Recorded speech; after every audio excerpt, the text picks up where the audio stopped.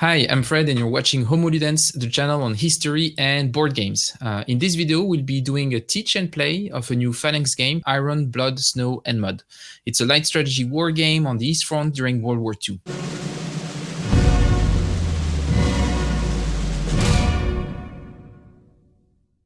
And this is a good time for me to tell you that if you're interested in this specific topic, I have a video that you might be interested in, and that's Book Club Episode 2, where we discuss with Ardy from Ardwolf's Lair, Carl Paradis, Riccardo Massini, and Walter Wejciechowski, this book called When Titans Clashed on the Eastern Front, written by David Glantz. Really interesting book, excellent book actually on the East Front.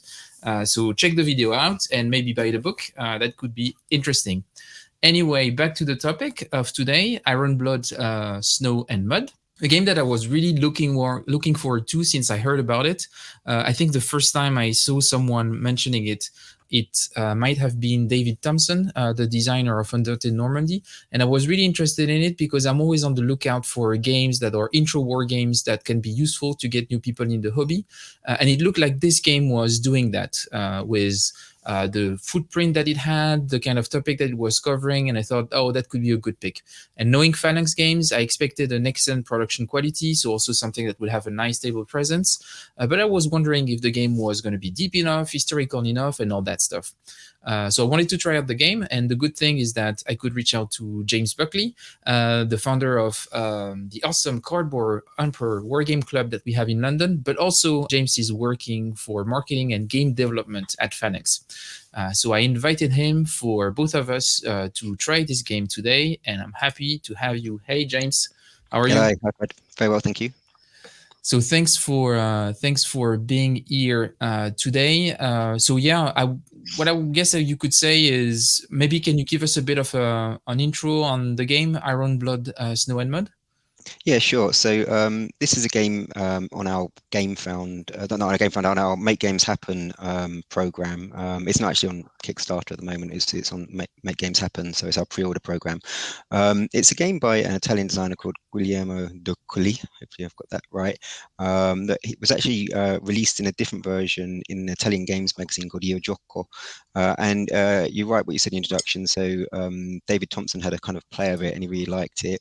And he put us, Guglielmo, in touch with Phalanx, because obviously David's worked with us on Europe Divided, so you know he knows us, and he thought that it'd be a good match. And we've taken it forward from there, and been developing it with Guglielmo and internally. So the idea is that it's basically an East Front game that you can.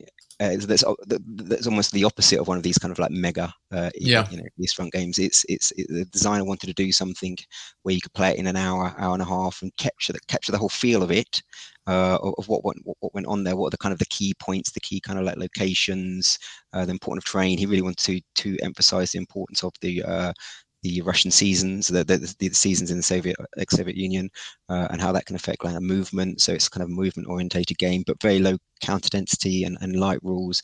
And so something which is obviously going to appeal to introductory gamers, but there's enough complexity there that will also be attractive to kind of the more grognard side of the gaming spectrum.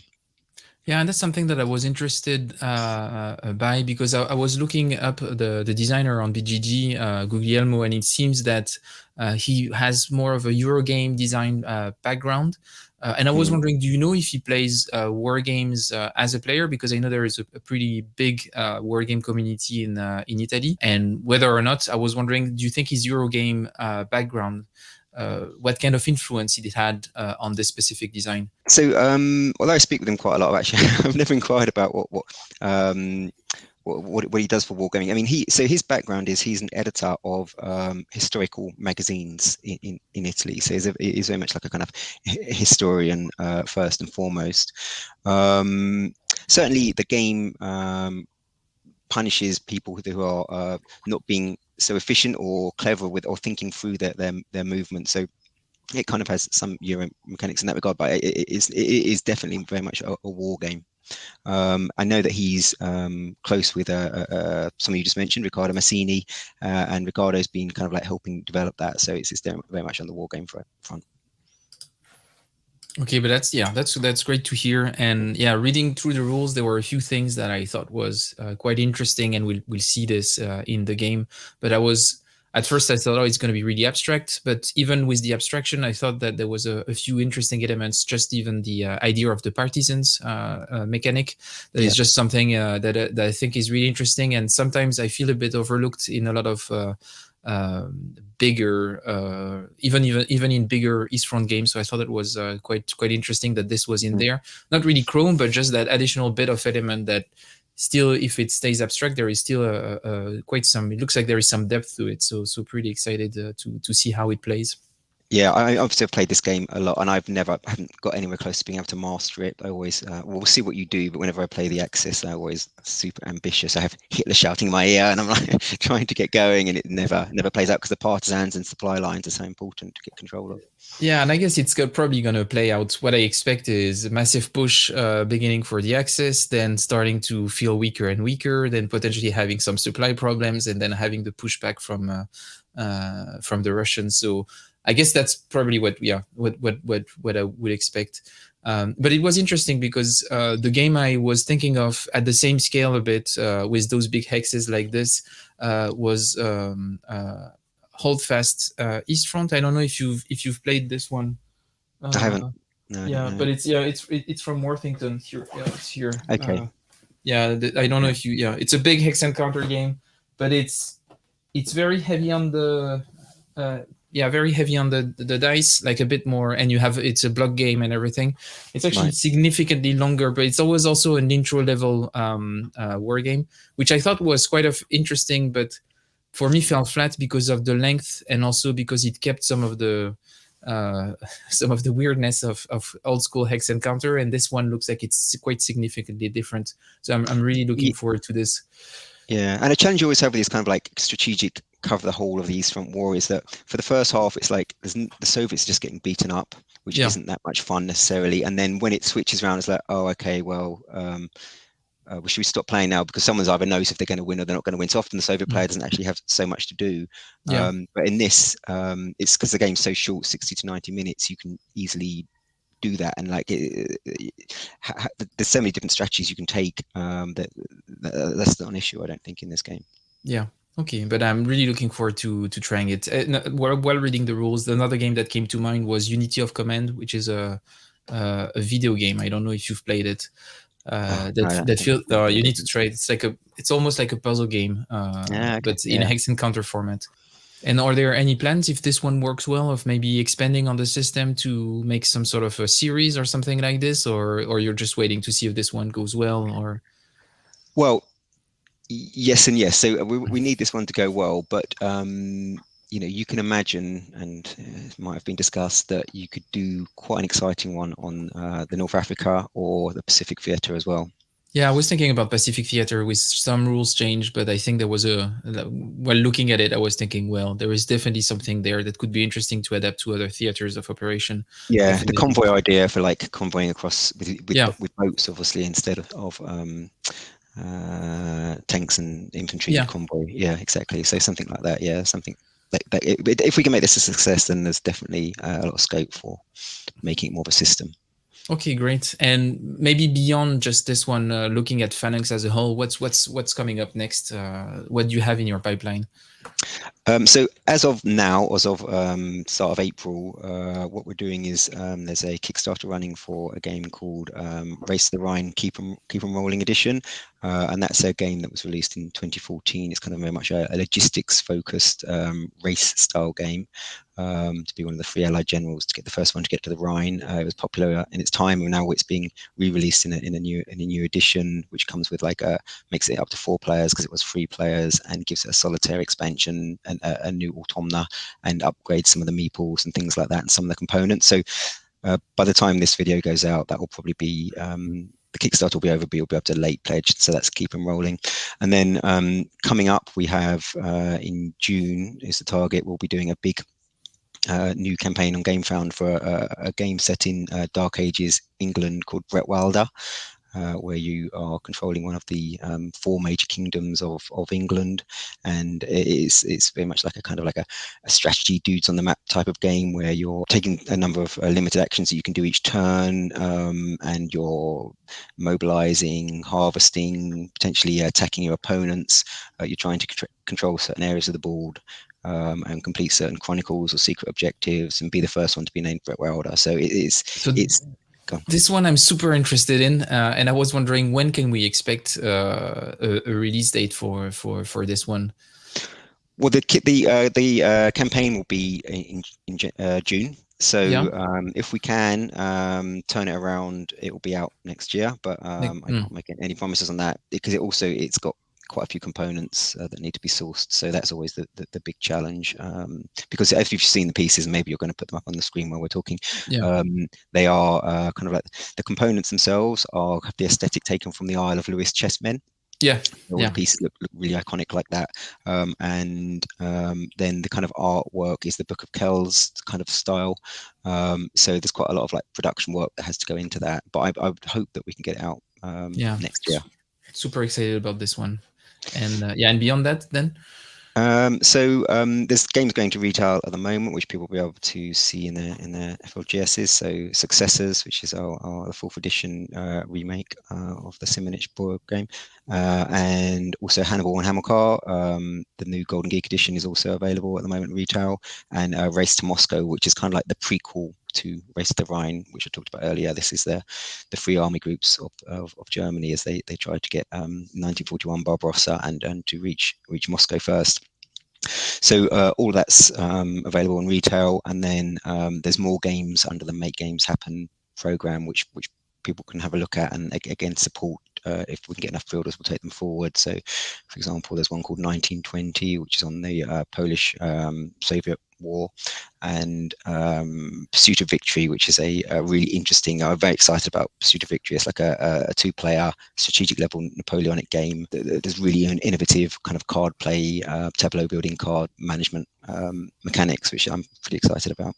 And then just finally, there's a couple of other late pledges that people can do of games already released. So Purple Haze, which we finished earlier this year, that's now available to late pledge on, and Coalitions, which is our up to 7-player Napoleonic era and other kind of settings, kind of diplomacy like style type game, kind of like quite a fun multiplayer game. And it's super interesting to see the lineup of upcoming Phalanx games, like the current, but also what's coming up, like this balance that you have, because you have some pretty heavy games. I think Fire in the Sky is probably on the more real war game Grosvenor type, and then on the other side you've got games like the one that we're going to play now, but also a lot of lighter games. Is this is the space that Phalanx is trying to cover like a bit in this mid-range where you don't really have 20 hours Hex and Counter games, but propose like some deep, heavy games for maybe get some heavy board gamers into wargaming? Is that the idea, that you're the strategy of the publisher, or it's more just the people at Phalanx are naturally inclined to like those games? So there are some kind of like principles that we follow. So we're really trying to be innovative in not only the games released, but the kind of the mechanics around them a little bit. So not only the kind of like focus of them, but the mechanics. Maybe a bit risk taking in that regard. We kind of like want the games to be borrowing from the more Euro or Ameritrash style of things in terms of the production quality, and also some of the mechanics. So a lot of the games are kind of like war Euro type games. So, and even you'll see that in Brett Wilder as well. So we want to try and borrow from these other kind of like genres of board games where we think they're doing it right in terms of making it easier for the players to get into the game and understand the game. So that's kind of like the overall principles. But within that, there's so many different exceptions. So Fire in the Sky is, you're right, it's one of the more complex war games that we do. It's not a game that we designed in-house, but we also take games that are probably out of print or a bit neglected, where we think that there's a market for them still, when they could be done over and given a good makeover and some tweaked, and there'll be market for it. And so that would be an example of that game. Also the same with Hannibal and Hamilcar and Successors as well, and some other games that will be coming down the line. Well, that's great to hear. Well, I think that's it for me for my questions around Phalanx. I think we can probably Cool. jump in into Yeah. into today's game. So I'll bring. So we're playing today on Tabletop Simulator. So using the it's a playtest mod, or is it like final art? It's almost final art. There's going to be a few little tweaks, but it's almost final art now. So I will let you maybe just jump in and give us a bit of an overview of what we're trying to achieve as both faction. I will be playing the Axis, and you will be playing the Soviets. Yep. Yeah. Okay, thanks, Fred. So so you have the Axis and the Soviets. The Axis start on in Axis-controlled territory on the west side of the board, and the objective of the Axis, they have two ways that they can win. Either if they capture the city where Stalin is located, or they capture a fortress of these two fortresses. So Leningrad or Sevastopol, and a combination of industrial cities and or normal cities. So principally, you have to, if you go for the latter victory condition, you have to hold those by the end of the game, until the end of the game. Whereas if you catch Stalin, that's an instant victory condition, and that's really what most people will be going for to begin with, and then they might fall back on the alternative victory conditions of the fortresses and capturing the industrial cities.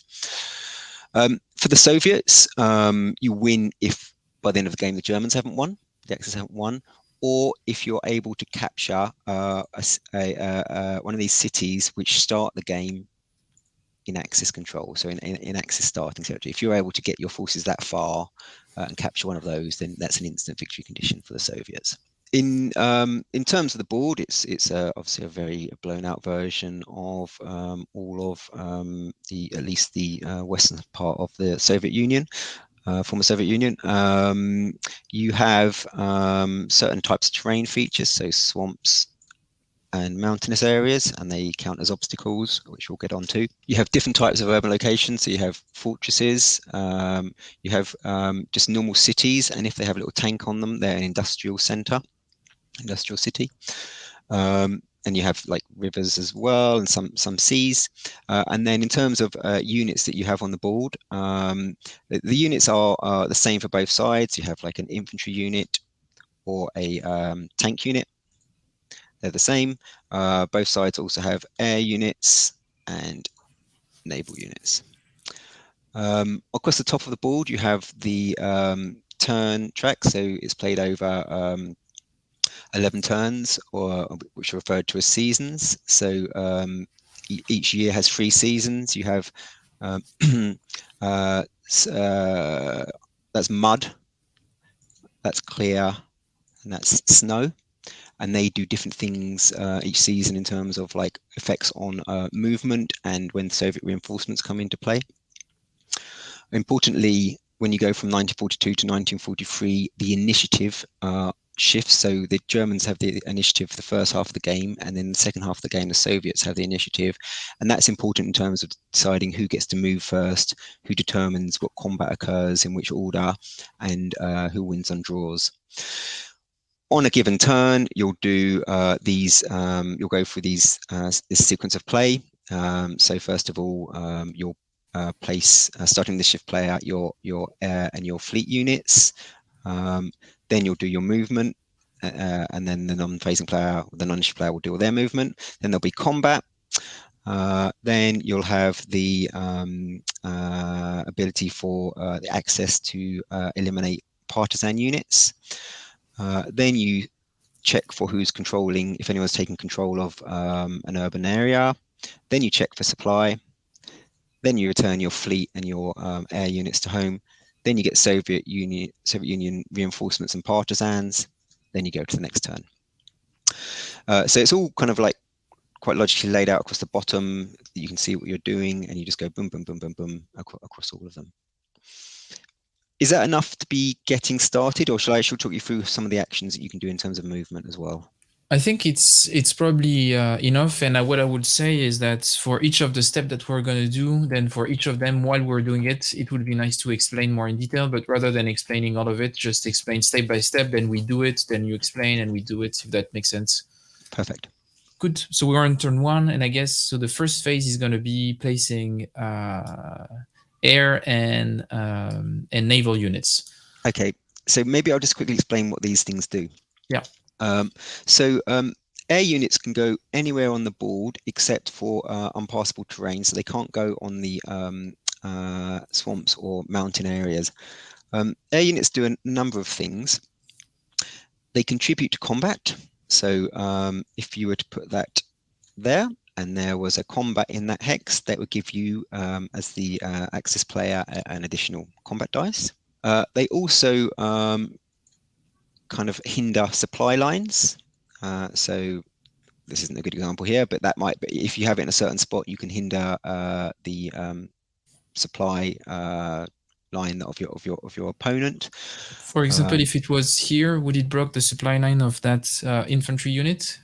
No, not that one, because it can train infantry can yes, yeah, it would actually, exactly. So infantry won't be able to, because you can't draw supply through a swamp. That would block that infantry, so that was the supply of that infantry unit here. Now supply won't have an impact on combat itself, but if a unit's out of supply in the supply check phase, it's eliminated.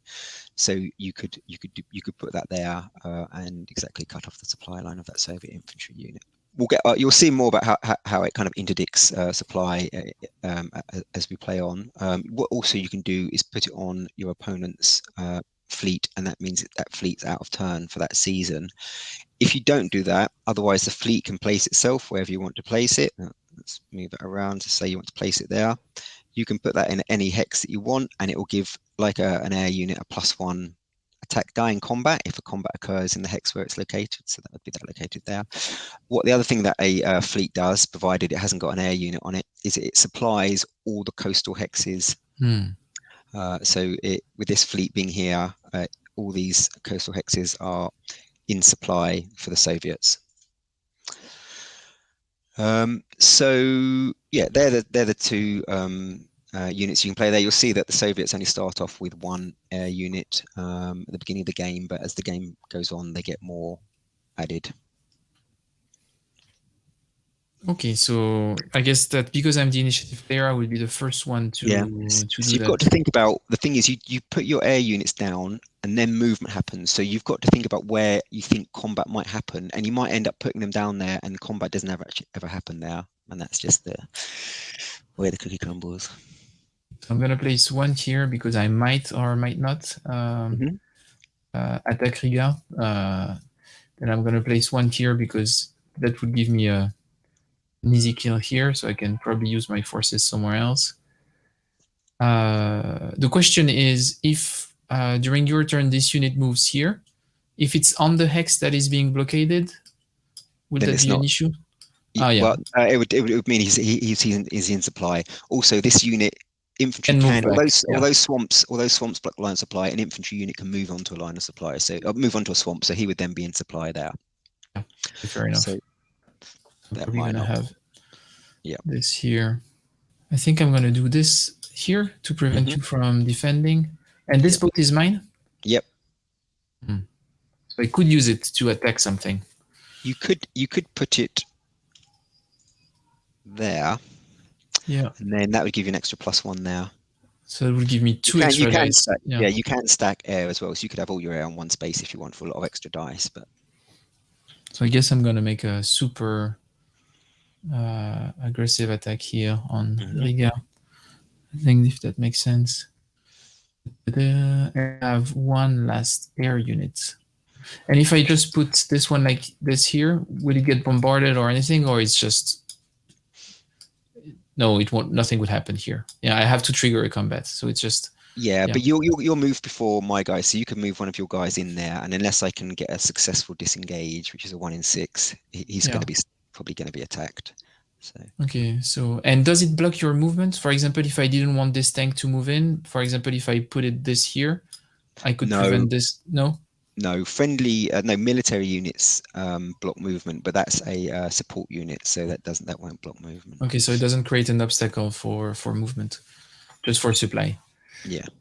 Okay. But then I'm gonna put it here. I guess I'm gonna try to destroy everything. Or, oh, maybe here. Yeah, I'm going to focus on the cities. Let's do that.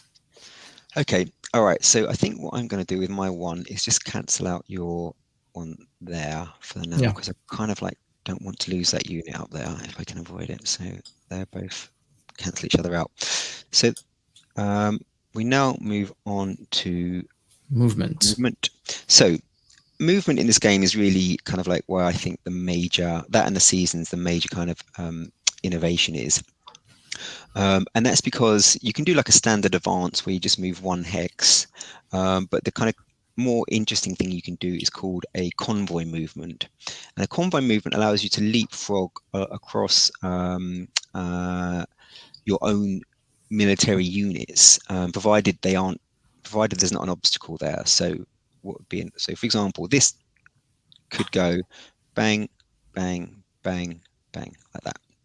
He can move all that way. And that will allow you to, you could also go just like this, bang, bang, and they're all leapfrogging on like that. So as you can see, you can get quite far in a single movement by leapfrogging across each other. When you finish movement, you flip it over to say that you've moved and where you've moved from. So let's just trace back where they are. They're like that. So this is an interesting thing that you can do. You can do this convoy movement and really, really go far in the game. And then if you've got a tank can also do something called a blitz movement. So a tank can do like a normal advance. I'll just put this out here for now, just an example. And it can do a normal advance, and then it can try and do a blitz movement where you roll a dice and you've got a 50% chance you can do another movement, and so on and so forth, and keep on moving and keep on moving and keep on moving. So there you can get really far quickly with convoying and blitzing in the game. Okay, you so can't those do that are on every the season. You can't do a wins sort of like clear the summer season 1941 at the moment, but you can't do a convoy or a blitz in the mud season. okay, and that's what this indicator shows. So those double arrows means no blitzing, and that means no convoy. So during mud season, we won't be able to do this fancy event where you leapfrog during mud season, and we won't be able to blitz. Yep. And then in winter, we cannot use air support. Is that Exactly. it? Yeah, that's right. Yeah. Good. But then I would start with my movements, and what I will do is I'm gonna make a bit of space here because I really want to destroy this unit. So what I'm going to do is I'm going to move like this. Okay, so then just flip that and show the direction you came from. That's right. Yep.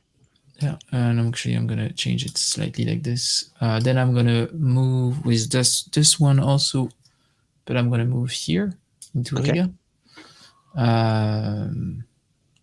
Then this unit is going to move like this. Yep. And this one is going to move like this. Now that one can't do that because you can't convoy across. You can't. You're advancing across. Yeah, that's fine. Yeah. That's fine. So I convoy empty here, and they advance here from here to here. Yeah. Yeah. So that's cool. The one risk you're taking there is that if you fail to eliminate my unit somehow, you probably won't. But if you did fail, that unit would then be out of supply in the supply check phase because you wouldn't be in control of that of Riga. And then it'd be eliminated. But probably you're going to eliminate my unit. My unit. Okay. So I wouldn't be able to trace supply like this? No, you can't trace supply over an obstacle when a river counts as an obstacle. Okay. So that's why that's why one of the reasons why having your ship taken out there is a bit of a pain for you, because otherwise that region would be in supply from your ship. But I think you're probably going to get lucky. And don't forget, you've got here, I don't know what's on that one, but you've got a special sort of starting token. Each player picks up these kind of tokens throughout the course of the game, and they're just like they're called general tokens that give you certain boosts, and this might give you a little boost in combat as well. So just don't forget you've got that to benefit you. Yeah, okay, but I think I feel good about this one. Yeah, I think it's okay.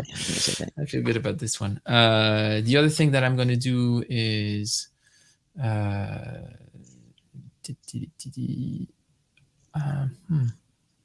interesting.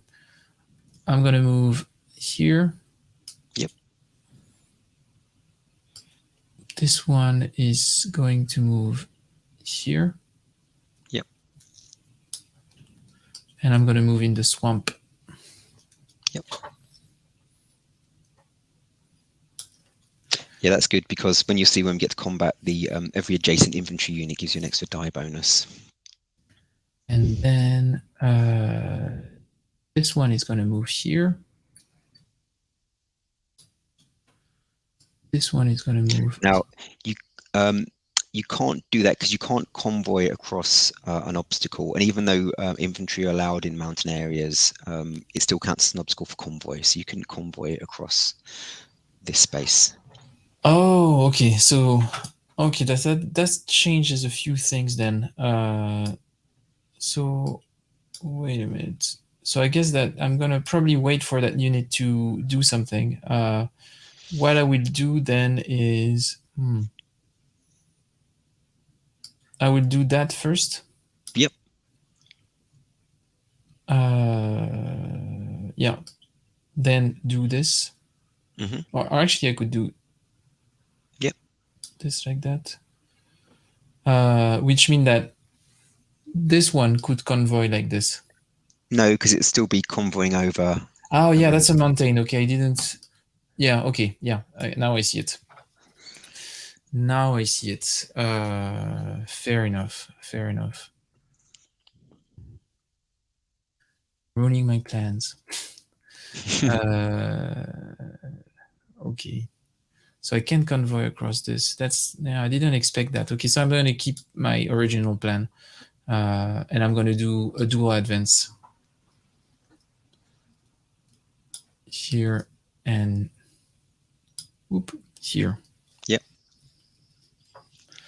That's the thing. Here I can convoy again. So I'm going to do that convoy like this. Yes, just before you do that though, if you're thinking to convoy this, you won't be able to. Oh, I would have the same problem here. Yeah.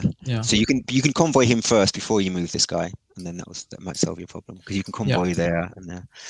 Yeah, and that also works. So I'm gonna convoy him like this. And don't forget you can blitz with those guys as well if you want to.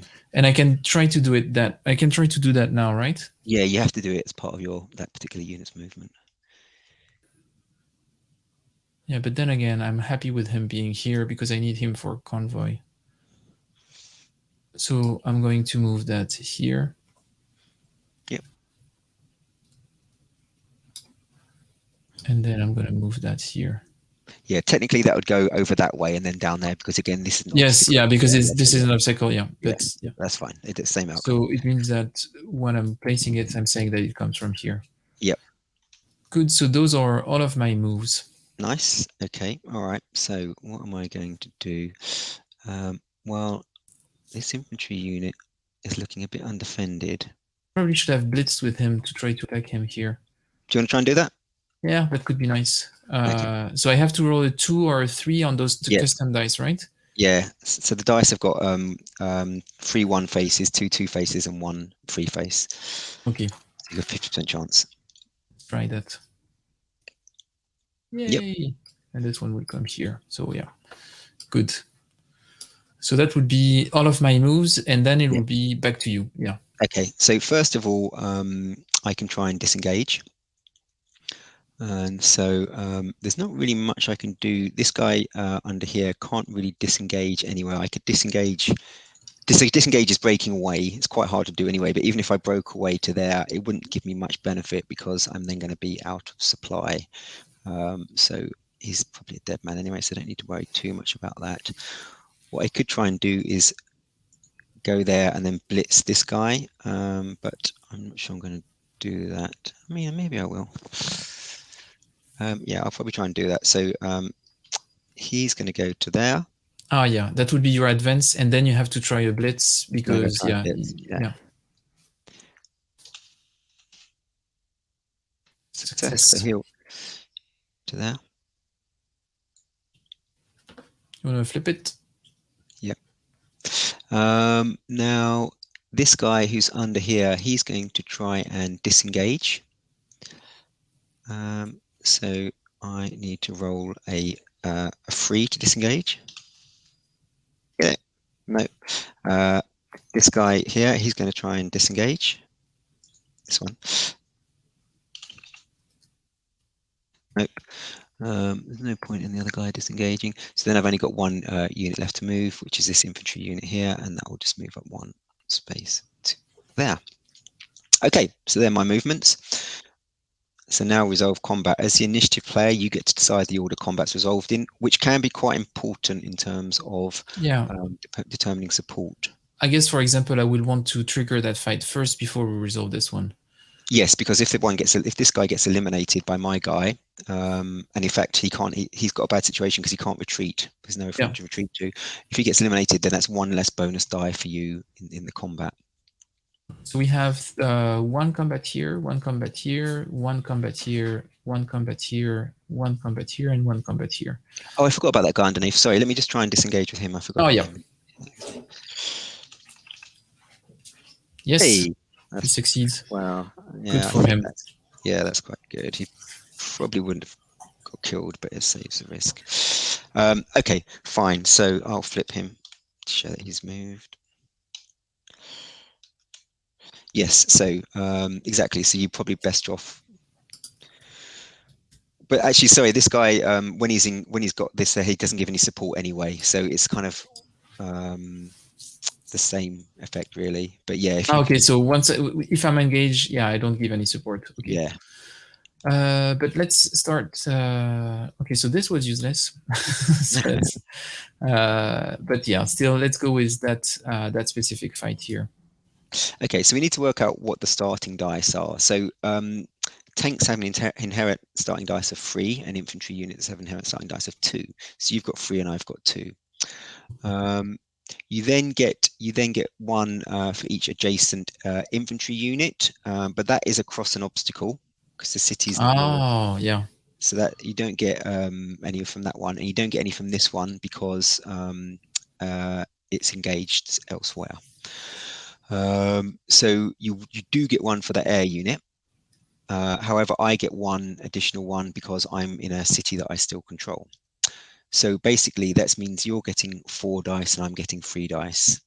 The problem that I've got is if I lose, and remember you win ties, I've got nowhere to retreat to, so I'm eliminated. Okay, and I win ties because I have the initiative. Yes. So that's, okay, let's try that then. It wasn't as good as I expected. I expected this one to support, but I forgot that as long as I don't control the city, I cannot go from city hex to city hex. Yeah, but there's still a good move in some ways if you get away with it, because it means that I would otherwise be able to retreat, and this way you're setting off more of my retreat lines. It might have been less risky if I maybe had let this unit back there, or put it here and have the tank here, something like this. Yeah, maybe. Oh well. Okay, so then I will roll my dice. Roll mine now. You have 6 and I have 7. So you win. So this unit is it would have to retreat normally, but it's got no space to retreat to. It always has to retreat. The Soviet units always have to retreat eastwards. So that is eliminated. And I will put this back on the box. So that was a success. You should, that's fine for now. In the future, leave it there because it's also important for checking supply. So yeah, of course. Yeah, I will keep things in place so we respect the sequence of play that we have at the bottom. Good, but then I guess let's do that fight. That's gonna go way less. Yeah, that's probably going to be. Well, it's I've got 4, I've got 3, and you've got 2, and that's it. The trouble is you've got nowhere to retreat to because you can't retreat to a space with your own military units. Okay, so that unit will be eliminated. Yeah. So this one, and where does it go when it's eliminated? Just put it. There's the Germans don't get any reinforcements. All you've got is what you've got, but there is one of these tokens which allows you to get 1 infantry unit back if you're lucky enough to draw it. So. Okay, good. So that was this fight. That's done. Then we can do this fight. This should be easy peasy. So if I calculate it right, I have 3. Oh, one thing that we should stop doing is using the tab button because it stops the streaming of TTS for some reason. I don't know why.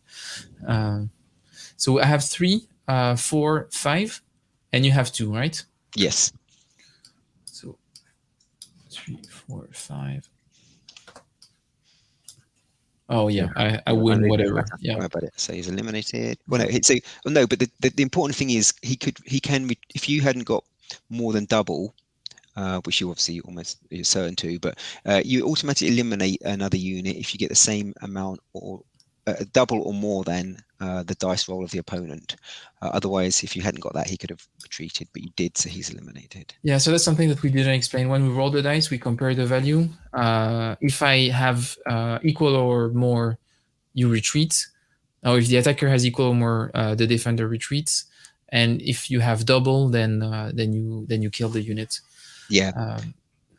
And you have to retreat eastward. And if you're the Soviet and defender, and I have to retreat westward if I am the defender. But when you're at the attacker, you're retreating from where you came. So this is why we have those arrows here. Exactly, and you can't retreat back into an obstacle area, which would mean you'd be eliminated if you had to do that. So we have another fight here. Mm-hmm. So this one, if I do the math, I have 2, 3, 4 plus 1, 5. Again, this one doesn't count. Oh yes, so 1, 2. So I have 2, 3, 4, and you have 3. Yes, because I've got the +1 for being in an area. For being in a city.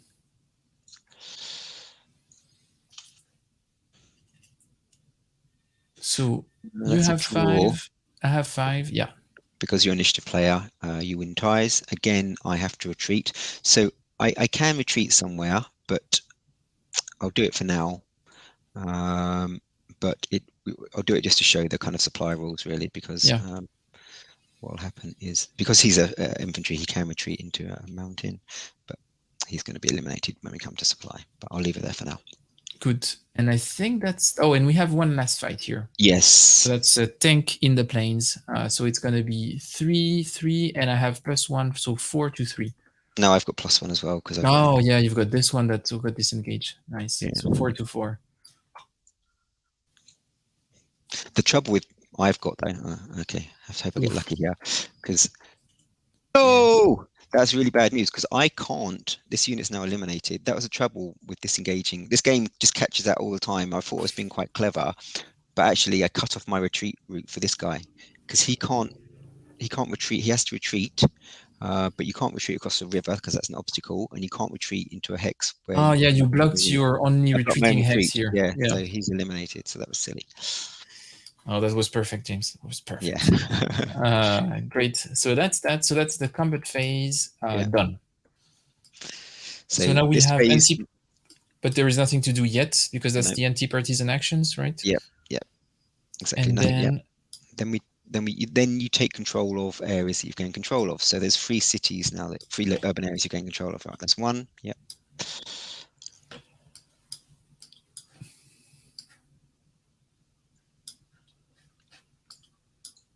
So if you manage to keep those, I don't know, that's not my victory condition. My victory is only for industrialized cities, right? Yeah, industrial cities. Yeah. So that's either it's Moscow and a fortress, or a fortress and 3 industrial cities. Industrial cities got the tank silhouettes on them. Yeah. So I'm not there yet. So I obviously haven't taken control of anywhere. So we'll go on to the supply phase now. So now we need to check who's in supply. So it's only going to be an issue for my unit here. You need to be able to trace back supply back to one of your own urban locations, and for the access it has to be a starting urban location, so not one that you gain control of in Soviet territory, but one of your 4 starting urban locations. My unit here cannot trace supply. He can't even be supplied by the guy down here, because you've put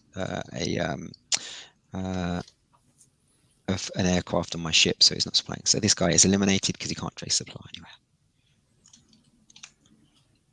Oh, and he goes back into your available pool, or it's separate? Yeah. He'll go back to the available. Great. Very good. So now we go on to the stage where we just return back all the air and sea units. So this goes back here. This goes back here. This goes back here, and this goes back here. Yep. Boop, boop. And then and C is here. Good. Yep, I'll just leave that there. Then we go on to the Soviet reinforcement stage. So you check what reinforcements you're getting this turn. So in every summer or clear, I get an infantry and a tank. The infantry can be in any location as long as it's not a fortress. The tank has to go by an industrial center. So let me try and be careful here that I don't block myself off too much. I'll put that infantry unit there, and I probably will put that tank unit there.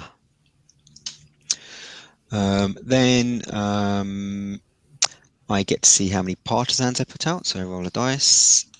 It's between 1 and 3. So it's just one partisan. Partisans you can place anywhere on the board as long as it's not starting Axis territory. And all they do is they act as an obstacle. So they stop the Axis drawing supply. But as you'll see as the game progresses, that can be very, very painful. So they also, because it's an obstacle, they can prevent convoys going through them. So I will probably put that there just to kind of hinder your convoying a little bit. How do I remove them? You have to move a German unit, like an infantry or tank unit, and then in this phase of the game, they will be removed as long as you've got a military unit in the same hex. So they have to stay there. Yeah. Okay. Yeah. So finally, what I can do is attempt to move Stalin. I'm not going to worry about it for the moment, but if you think things are getting bad for Moscow, yeah, bad for Moscow, you can do a roll, and on a 2 or 3, you're able to move him to another city.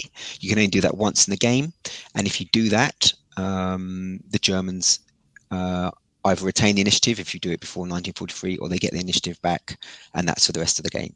Okay, so it's quite a bad move. Okay, so that's the end of that turn. So now we'll move on to this turn. Next turn, I'll take my special general. I don't know what he does yet. And don't forget, so in this one, you can't use air. Yeah, so if we go back to define, so now we're back to placing support, so I cannot use air support. Yeah, so first of all, let's flip all our units back face down. So we know who's moved. Yeah, so you can't place air support. You can still do your naval. I'm not sure I'm gonna. Yeah, I think I might. I'm gonna place it here, Leningrad. So this fortress means that it's gonna have 4 dice to defend itself, right? Yep. And then once you've defeated that, plus any units that are there that give additional dice, but there aren't anywhere near that at the moment. But once you've defeated that, then it's destroyed for the rest of the game. Okay. Same with Sevastopol. Okay, for mine, I don't think I'm going to do too much. I'll just put it there on the off chance we have a bit of combat there, and that gives me an extra +1. So that's that first turn done. So now onto your movement. So my movement. So is this on Sevastopol? Yeah. No, it's on this one. Yeah, that one. Yeah. Okay. I guess that.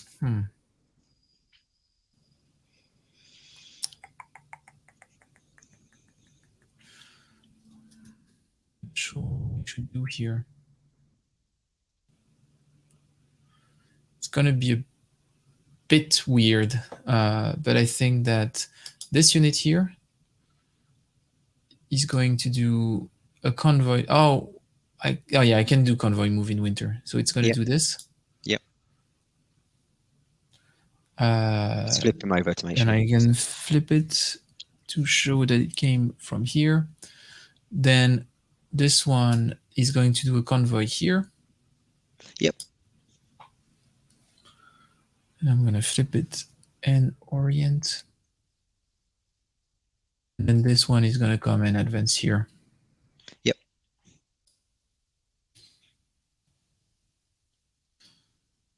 Yep. So that's going to be my first move here. This one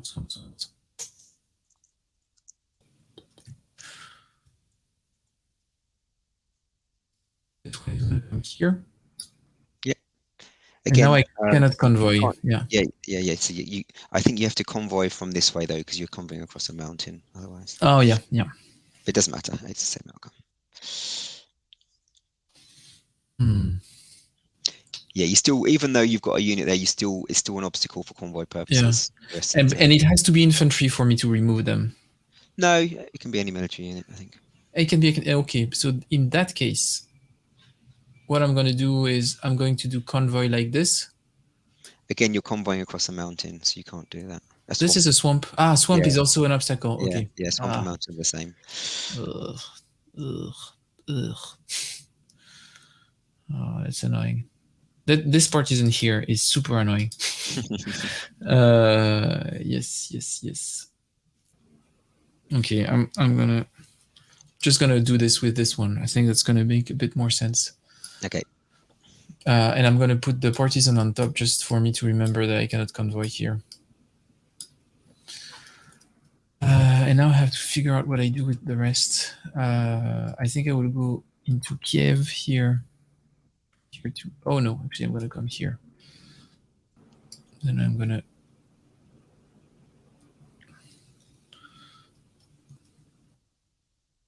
that.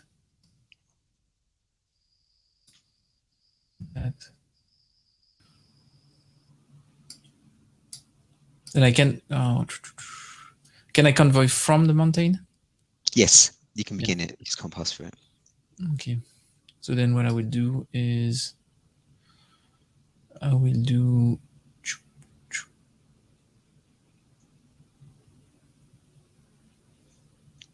troop, and it comes from here.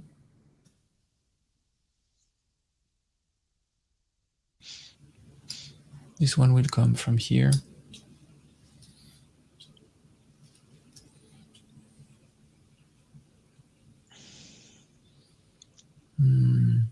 And this one will advance here like this.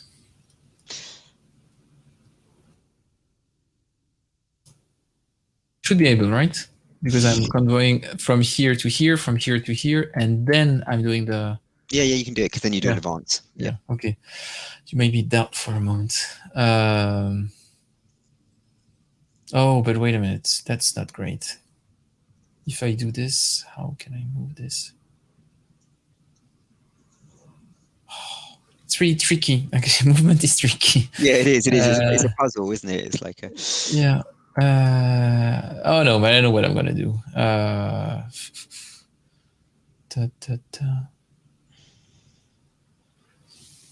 Yeah, it's kind of a puzzle. I'm thinking, should I take a risk here?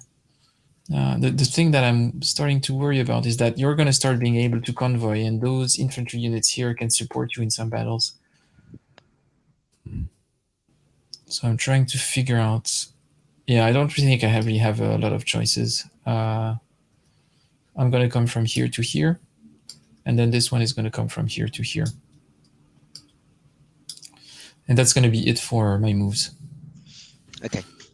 Oh, I guess I could attempt to blitz bits with this one. Yep. But I have to do it within the move of that unit. It's not once I'm done with... Okay, yeah. You can take it back if you want. That's fine. No, that's okay. Oh god, we're winter 41. I feel that historically I'm not doing as good as I should.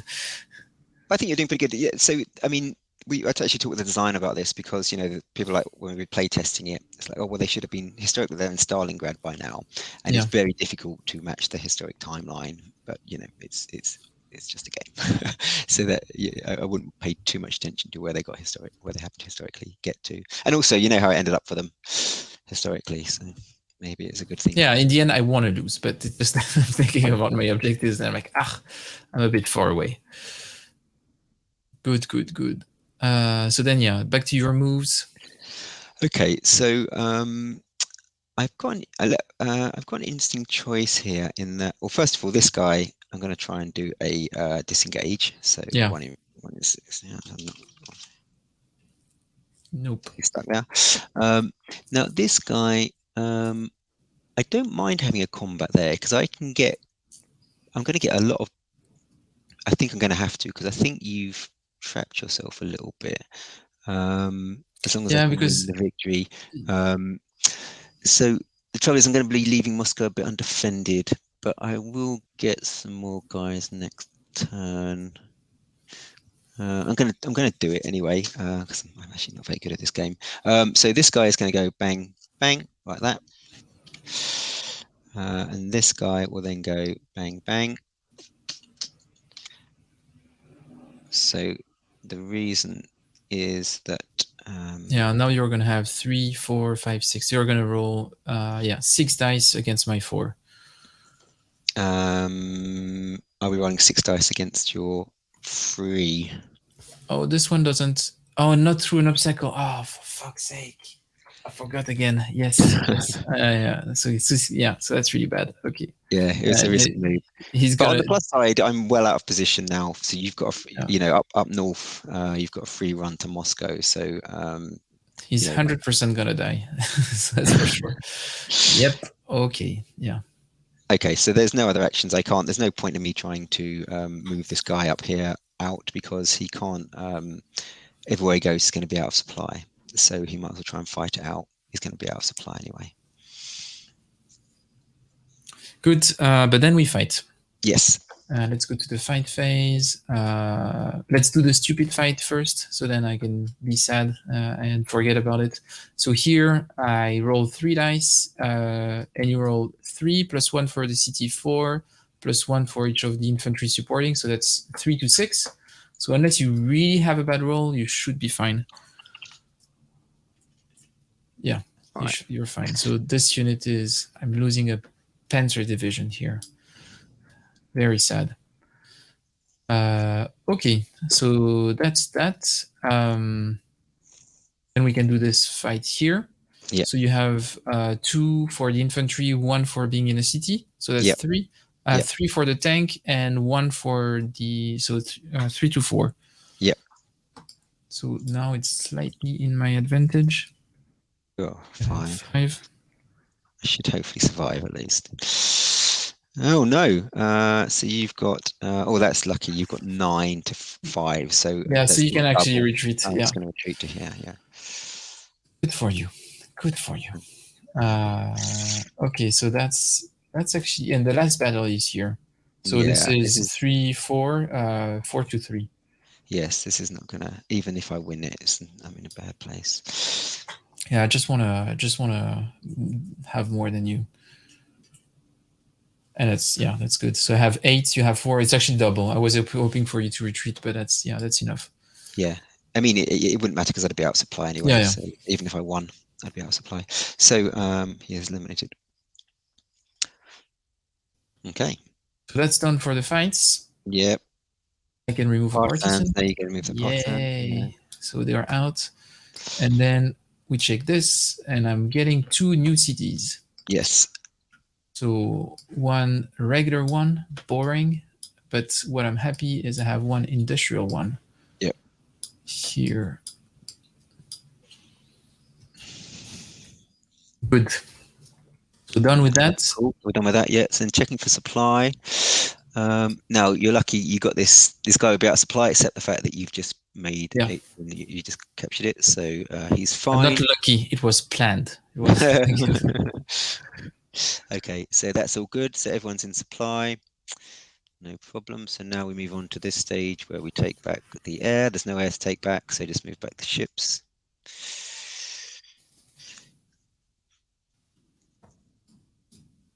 Reinforcements. I don't get any reinforcements on this particular turn, so I'm just now rolling for partisans. 1. Oh, 3 partisans. Oh, that's really bad. Oh yeah, they've seen. So what should I do? I'm gonna, if I put 1.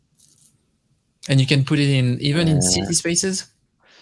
Yep, any space that's empty of any other pieces and isn't in your starting output. 1, 2, 3, 4, 5, 6, 7, 8. So you actually, with 8 partisan, you can block the whole border here. Yeah. No, I think probably I could start building up for the longer term and put 1 there. Because if I go there, it's not going to hinder you much. Yeah, I think I'm going to Oh, you can't actually. You can't convoy anyway this turn, so that doesn't matter. I'm going to put that one there. Give you stuff to think about for the future. Okay, and I'm not going to retreat Stalin, so we'll go to the next turn. Now you get another general this turn. Yep. So we are getting to Let's flip turn this back in. 3. Cheap. So yes, now because this is mud, Rasputita is no convoying or blitzing, just advance. So I'm trying to find what my token is doing. And unfortunately, what my token is doing is not indicated on the parade. Well, maybe it doesn't match. So yeah.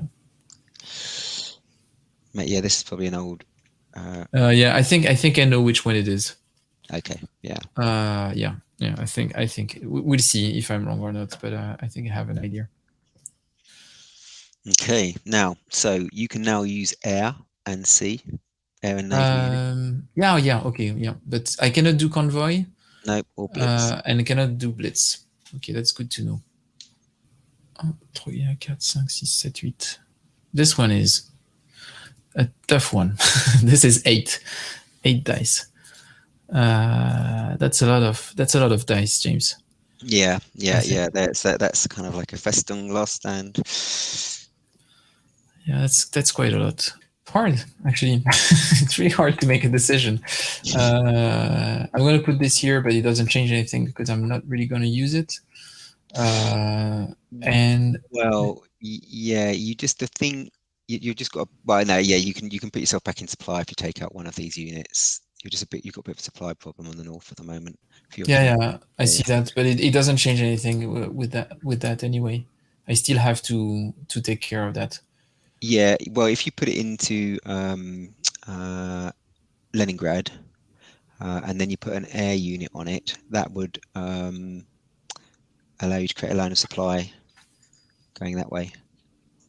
But it's not mine, this. Yeah, so it counts as an obstacle. Oh, so if I do this and then do this, that would create a... Yes. Yeah, I but mean, it's not the best use of. I don't think it's a great. Yeah, I don't want to do that. That doesn't sound like a good idea. 4 et 4, ça ferait 7. 7 contre 8 contre 8. That's not a good idea.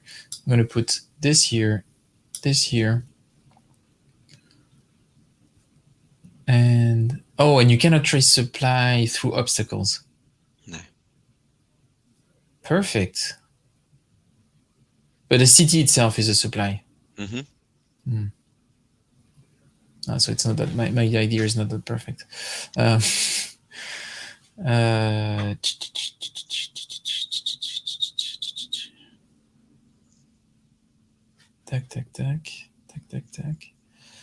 Trying to figure out. Yeah, I'm just gonna do. Yeah, that's what I'm gonna do. Actually, I'm gonna do this. Take no chance. Okay. Then you can place yours. Yeah. All right, so I'm guessing there's going to be a combat occurring in one of those two. I think I'll probably look to even up that one. And yeah, this again, I'll just move to there for now. Doesn't really have much impact. Okay, all right, that's my air. Oh, we can move. Yes.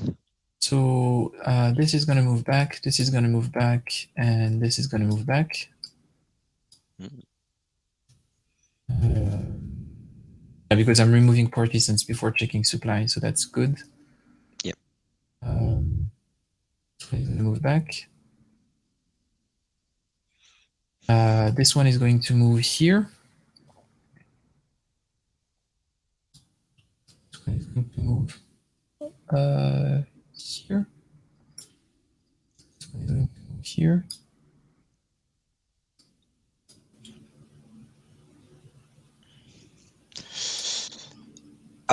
It would be remiss of me not to point something out before you do too much.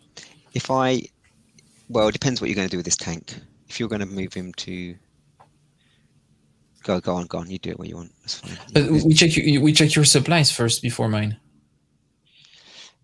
Yeah, but if I'm able to attack, if I attack there, then this unit would be out of supply.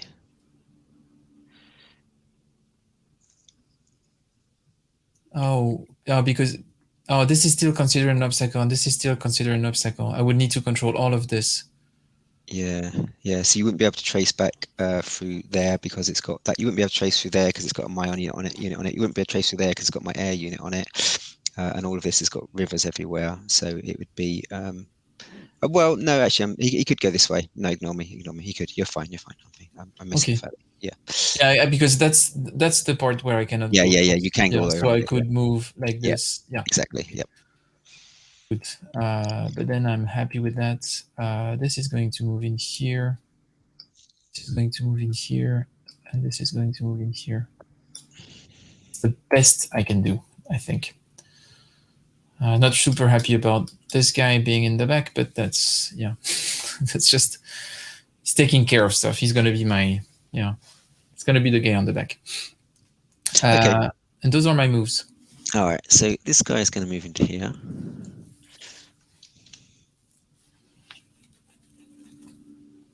This guy is going to move to here. I'll try and retreat this guy. He only does it on a free.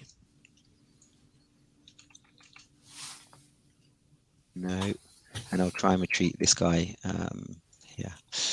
Again on a free. All right. I haven't got any other actions. So on to combat. Okay, combat.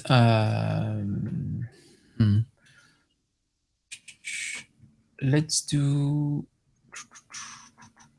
this fight first. So I have 3, 4, 5, 6 against your 3, 4. Yeah. Yeah.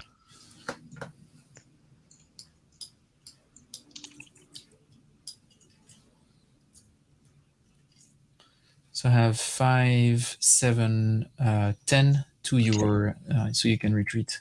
I can retreat, so I'll just retreat to here. Or do I want? Yeah, I have to retreat that way. So that's fine. Oh yeah, I'm gonna keep all of those here.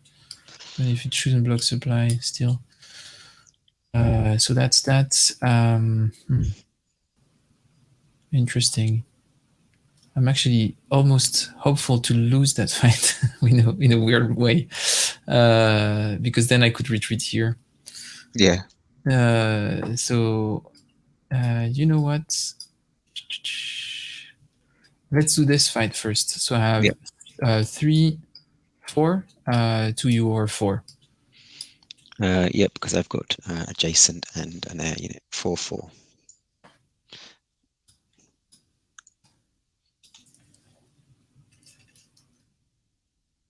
You win.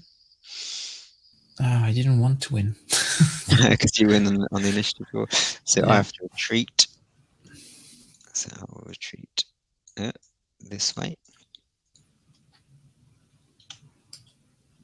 So this stays here, this stays here. Actually, I'm gonna put this on the bottom now. And now we fight here. So I have 3, 4, and you have 4. So it's 4 to 4. Yeah. And I think that in that case, will I use one of my generals? You might not need to decide till afterwards for some of them. I think this. If you want the extra dice, you need to declare it beforehand. Yeah, this one I need to declare beforehand. The thing is that you can only use one general. If you retreat, but if you retreat, you're not really too much in a problem. You're just going to be here. So yeah, it's not that great. So no, I'm not going to do that. So 4 to 4. Oh, so I have 5, 6, 7 to your 4. I could actually have killed you. Yeah. Actually, you know what? I'm gonna spend one of my generals because you're at 4, and I actually have an option to kill you. I'm gonna reroll. Yeah. And hope to roll 8. It's just one. It's one dicey reroll. Oh, it was only one dice. Yeah. So wait a minute. I have 7, so I just needed to roll one of the one that I had to make it a 2, right? Yes. Yeah. Okay, so let's go with that. And I didn't, so that doesn't change anything. And this journal is dead. Sad.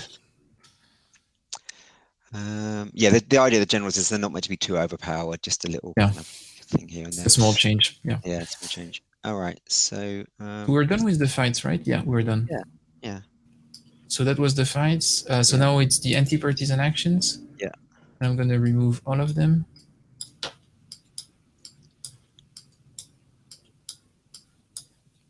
That's that. Thank you. Here. Now we bring back our. Now you take control of any cities. You don't have. So this one? No, because you don't have a unit here. Oh, but then that attack was not really possible because then I'm putting myself out of supply, right? Yes. Yeah, you can take it back if you want. Yeah, it's a bit too late for that. It's okay. Yeah, I thought that because I went from it would have worked for you if another couple of things had gone your way, but yeah. No, not really, because it's I left that one thinking that because I came from here, I knew that I had control of that. No, you have to have unit at the control test check phase. You have to have units in both areas. Okay, so this one should have not been here, but probably been here. Put it there. That's fine. That's okay. I mean, you'd just yes, that's fine. I'm fine with that. Yeah. That's okay. So if you take back so everyone's in supply, you get control of that city now. Doop. And then there's no other cities that have changed control, so we'll move back our air units. I've got a lot of those to remove. And let's see, units don't do much. Then we go on to Soviet reinforcements. So on this turn, I get an infantry and an air. So I'll add my air here. And now I'm going to use my special general ability, which is to change an infantry unit I'd receive into a tank unit. So I'll get another tank unit. Where shall I put it? I don't really want to. Do I put it there? Or do I put it up in Moscow? I think I'm going to put it in Moscow because it gives me a bit of flexibility.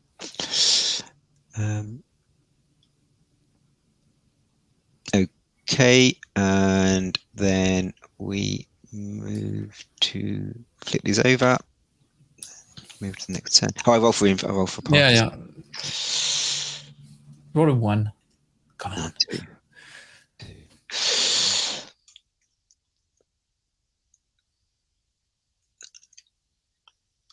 So can you place them in spaces where I already have units, or no?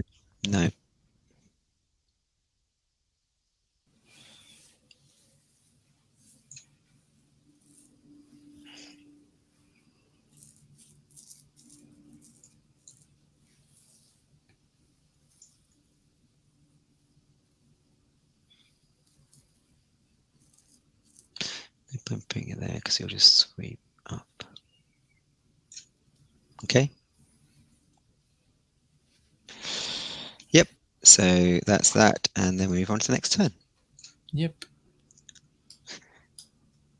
So as you see, it's quite a brisk game because obviously it's even quicker in real life. Yeah, that's what I was thinking. So now we commit to everything is normal, so I can commit all of my air and my stuff over here. I'm going to place this here. Maybe place one here just in case to open up that. So that opens up this as a source of supply that pours down here, right? Mm-hmm. Okay, so I'm going to do that just in case I might need it. Don't think I will need it, but I might need it.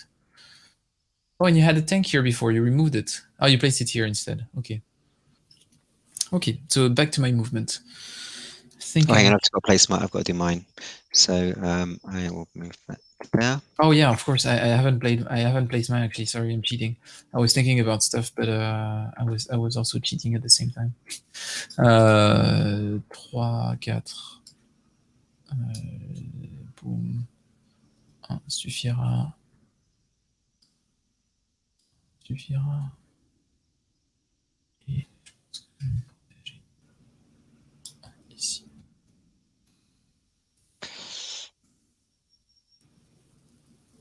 Okay.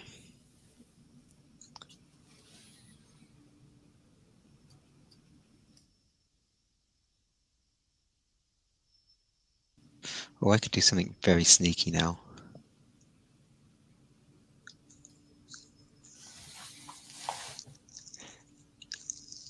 No, it wouldn't be that sneaky actually. You would just move your inventory. I was thinking I could cut off all your supply. Oh, so I shouldn't have put that one. So with this one.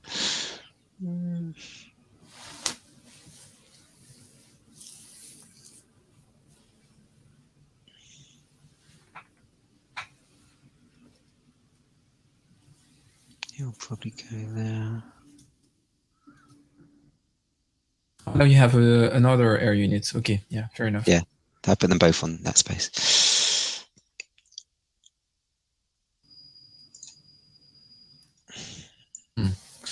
Good. So now we go to moving.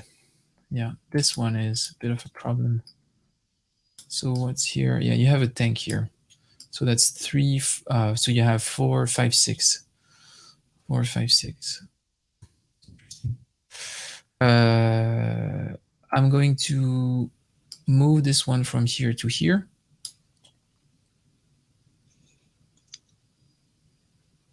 Yeah. Then I'm going to. Yeah, just flip it over then if you. Yeah.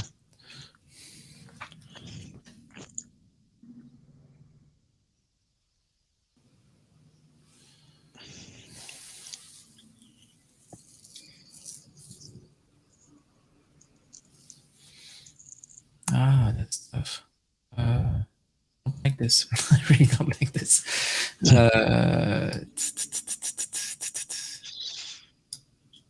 I think I know what I'm going to do. Okay, I'm going to take a bit of a gamble here. I'm going to move from here to here. Move from here to here. Yeah. Ah, come on. Yeah, boom, boom. That works. And then this is where it gets interesting. I'm going to make the simple moves first. This one is going to come here. This one is going to come. I have to clear this hex because that's my entry point to here. So that's that. And then fun begins. This one will go here.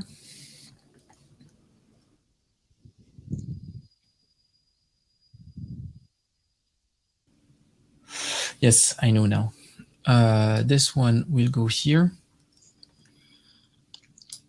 This convoy capability is quite something.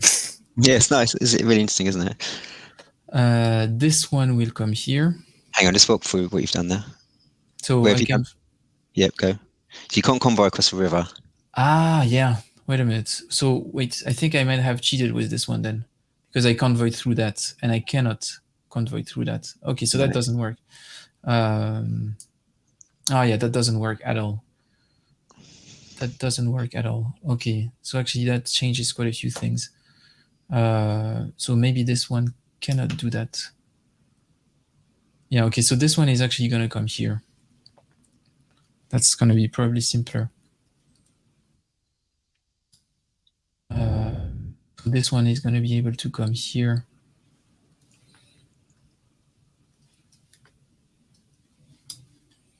This one is happy where it is. This one is going to convoy like this because it's just crossing for its final advance. Yeah.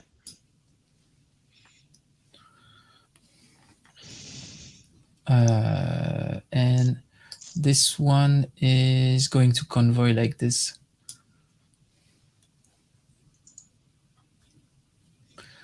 And shall I blitz?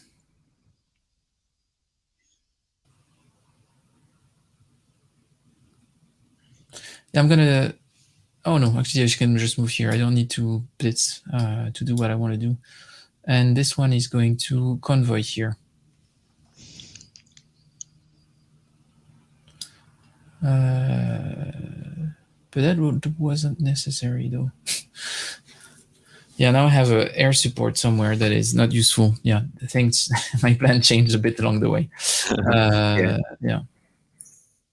I guess those are my moves. Okay, all right. So this guy, I'm feeling, so he's got, yeah, he's gonna get, no, he's gonna be in trouble. Okay, I'm gonna try and move that guy that I've just been playing on with to see if I can just retreat him. Engage him. No, so he's stuck there.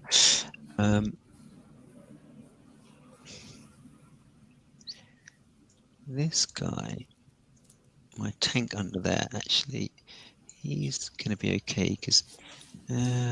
Oh, wait a minute! I don't have a single unit there actually. I think, what? right? No, you don't. No. Oh, okay. So yeah. So sorry. This one is gonna be here instead. Well, he'd have to blitz to get there, I think. If you came through here like that. Oh yeah. Okay. Yeah, that's fine. That's fine. Yeah. Okay. All right. That solves that problem then. So. What am I going to do? I mean, I could attack. I'm thinking I could attack this guy with this guy. The benefit being that if I beat him, and it's going to be a straight roll off. No, you'll get a +1. But if I beat him, he'll be eliminated. So I'm going to do that. Yeah, it's probably worth it.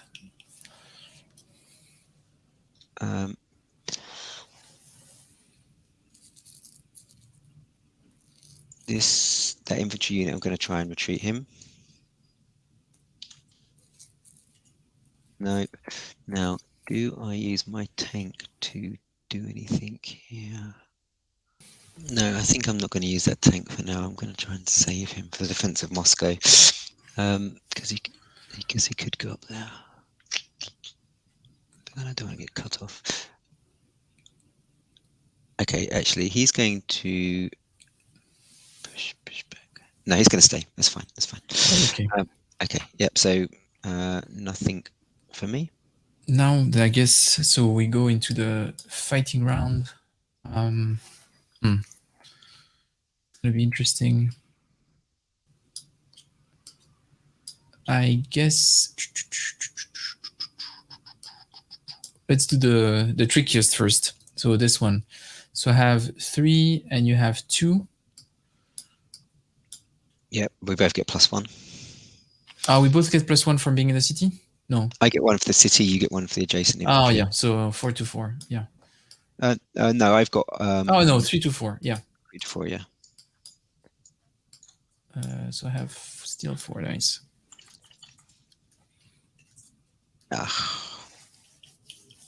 Oh, and it dies. Yeah. So I got 4. Oh yeah. Yeah, it dies. Yeah. Okay, so now we have this fight here. So you have 3, 4, 5, 6. Yep. Don't worry about it.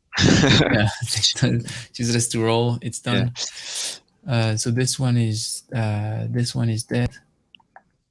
That was a bit of a risk. Yes, I can retreat here. Okay, I was worried. I was like, wait a minute, if I lose that fight, I'm fucked. But no. Okay, and let's do this fight then, the trickiest one. So here it's 3 against 2 straight. Yeah. Yep. Nothing fancy.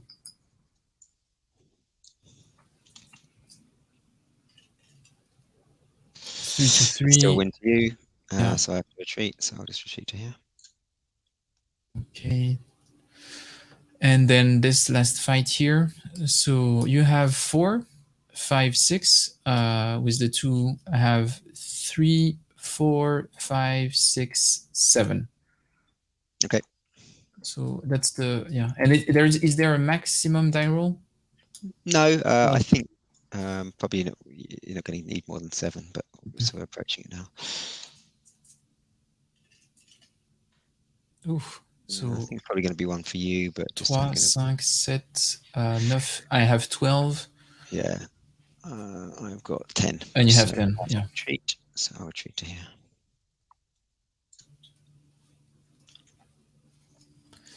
Okay, so that's that. I'd keep that big pile here like this, and I think that's all of the fights, right? Yeah. Yep. Good. Then we have anti-partisan actions. So I'm just removing that partisan here. Where it is? It's here. And yes. And what else? And that's it. And then we check for control. You get control there. You get control of 2 cities now. So this one, oh yeah, that one is a bit of a mess. Yeah, I think we can move back these guys. Up, I'm gonna place this one here. And I think that's it, right? Yep. Yep. So that's the end of the control phase. Then I have supply, and we are all fine for supply. Yeah. Yep. You trace back to Moscow. I trace back through here and through here. So that's all good. And then we remove all of those things that crowded a bit the board. Beep. Boop. Oh, and this one is here. Boop. Okay. Then it's civic reinforcement. So I get another infantry and another tank. So let's put the infantry here, and let's put the tank here. Then partisans. I want to start, yeah, just one partisan.